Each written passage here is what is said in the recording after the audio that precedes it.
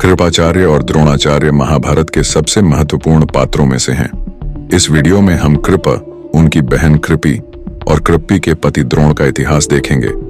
गौतम महर्षि के एक पुत्र थे जिनका नाम सरद्वान था। उन्होंने तपस्या की और जादू की कला सीखी। उसकी शक्ति उसकी पत्नी तक पहुंचे बिना ही समाप्त हो गई। इससे 2 बच्चे पैदा हुए, एक नर है, दूसरा मादा है। शिकार करते समय महाराजा चंदनु ने इन बच्चों को जंगल में पड़ा हुआ पाया। उन्हें अपने साथ ले गए और उनका पालन पोषण किया, क्योंकि उसने उन बच्चों को दयालुता से पाला था। इसलिए लड़के का नाम कृबर और लड़की का नाम कृबि रखा गया। अपने पिता की तरह कृपा भी जादू की कलाओं के प्रति स्वाभाविक रूप से आकर्षित थे। उन्होंने आकाशीय जादू के विभिन्न पहलुओं को सीखा, जिसमें तीरों की प्रकृति जानना, जादुई शक्ति के लिए उपवास करना, तीर छोड़ना और तीर वापस लेना शामिल था। उन्होंने दूसरों को सिखाने की क्षमता भी हासिल की। ऐसे कृपाचार्य ही हस्तिनापुर राज्य के कुलगुरु बने। पांडवों और दुर्योधन ने शस्त्र विद्या उन्हीं से सीखी थी। इसके बाद भीष्म को लगा कि उन्हें और अधिक कुशल बनने के लिए कठिन प्रशिक्षण की आवश्यकता है। द्रोणाचार्य ही थे जो भीष्म की इच्छा पूरी करने आए थे। द्रोण महर्षि भारद्वाज के पुत्र थे। महर्षि भारद्वाज की शक्ति उनकी पत्नी से मिले बिना ही एक पात्र में स्थित हो गई। इससे द्रोण का जन्म हुआ। चरित्र के लिए संस्कृत शब्द द्रोण है।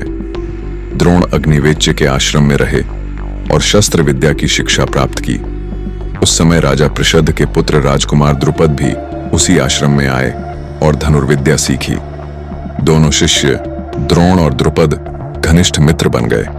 जब मैं राजा बनूंगा तो तुम्हें आधा राज्य दूंगा। द्रुपद ने द्रोण से कहा, हमारी मित्रता बहुत गहरी है।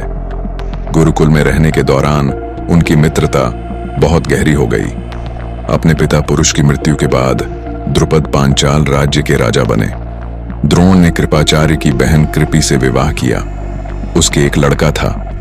जैसे ही वह पैदा हुआ, वह घोड़े की तरह हिनहिनाने लगा। इसलिए उन्होंने इसका नाम अश्वत्थामा रखा। संस्कृत में घोड़े को अश्वम कहा जाता है। द्रोण की हालत बहुत खराब थी। जब अश्वत्थामा के साथ खेलने वाले बच्चों ने दूध पी लिया तो अश्वत्थामा की भी दूध पीने की इच्छा हुई और उसने अपनी इच्छा अपने माता पिता से व्यक्त की।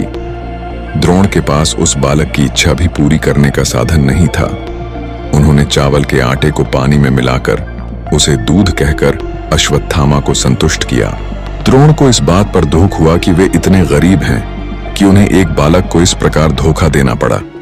इसलिए वे परशुराम के पास पहुंचे। उस समय परशुराम बहुत दान कर रहे थे, लेकिन जब द्रोण पहुंचे तो उनके पास परशुराम को देने के लिए कुछ भी नहीं था। उन्होंने अपना सब कुछ दान कर दिया है। इसलिए परशुराम ने द्रोण के पास जाकर कहा, मैंने सबको सब कुछ दे दिया है। अब मेरे पास केवल हथियार ही बचे हैं। मैं तुम्हें यह दे दूंगा। इसके बाद द्रोण ने उपवास किया और परशुराम से झांत सभी अस्त्र शस्त्र सीखे। इसके बाद द्रोण ने सोचा कि अपने पुराने मित्र राजा द्रुपद के पास जाने से उनकी दरिद्रता दूर हो जाएगी। इसलिए वे द्रुपद के दरबार में गए। उसने मुझे बचपन के एक दोस्त की याद दिला दी। लेकिन द्रुपद राजा होने के गर्व के कारण द्रोण की बातें सुनकर क्रोधित हो गए। तुम पागल हो गए हो जो मुझे अपना दोस्त कहने की हिम्मत की। जो राजा महान धन का स्वामी है, वह आप जैसे निर्धन व्यक्ति से मित्रता नहीं कर सकता जिसके पास कोई साधन नहीं है। हम दुनिया में देखते हैं कि बचपन की दोस्ती जैसे जैसे हम बड़े होते जाते हैं खत्म होती जाती है। कोई भी दोस्ती बरकरार नहीं रहती। औरतों की वजह से दोस्ती खत्म हो जाती है, शत्रुता बढ़ती है। क्रोध से मित्रता भी नष्ट हो जाती है, शत्रुता उत्पन्न होती है। विश्व में वर्तमान स्थिति यही है। एक गरीब व्यक्ति एक अमीर व्यक्ति का मित्र नहीं हो सकता। मूर्ख व्यक्ति विद्वान व्यक्ति का मित्र नहीं हो सकता।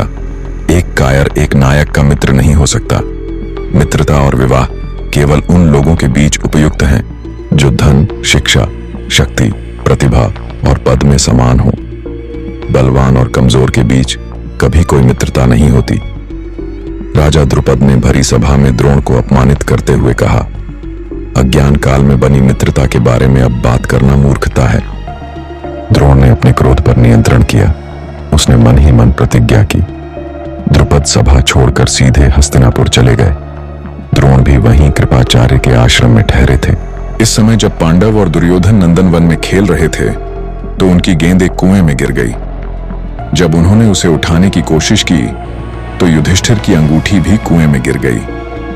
तमाम कोशिशों के बावजूद वे इन दोनों को बाहर निकालने में असफल रहे।